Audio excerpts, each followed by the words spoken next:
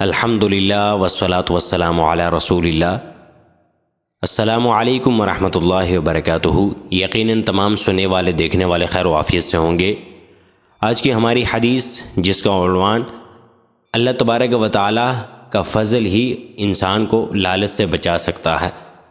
حضرت عبداللہ بن زبیر رضی اللہ عنہما نے برسر منبر تشریف فرما کر یہ اللہ تبارک و تعالی کے رسول صلی اللہ علیہ وسلم کا ارشاد نبوی بیان کیا، مفہوم کہ اگر انسان کو سونے سے بھرے ایک وادی، جنگل، دو پہاڑ کی درمیانی جگہ عطا ہو تو وہ پسند کرے گا ایک ایسی ہی وادی ایک اور مل جائے۔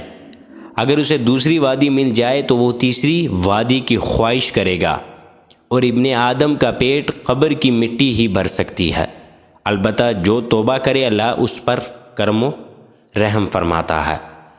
یہ تھا حدیث کا مفہوم۔ اب حدیث کی تشریح سے ہمیں معلوم کیا ہوا کہ انسان عموماً دنیا کے اندر اس کی جو ہرس ہوتی ہے دنیا کا مال و متاع جمع کرنے کی، اور مرتے دم تک دنیا کا مال جمع کرنا، اکٹھا کرنا، اس کی لالچ اور ہرس رہتی ہے۔ ہاں، البتہ جس شخص پر اللہ تبارک و تعالی رحم فرماتا ہے، کرم فرماتا ہے، تو اسے توبہ کی توفیق عطا فرماتا ہے کہ اسے دنیا کی لالچ ختم ہو جاتی ہے، پھر وہ اللہ کی راہ میں فی سبیل اللہ صدقہ و خیرات دیتا ہے۔ اللہ رب العزت ہمیں لالچ سے بچنے اور ہرس سے بچنے کی توفیق عطا فرمائے۔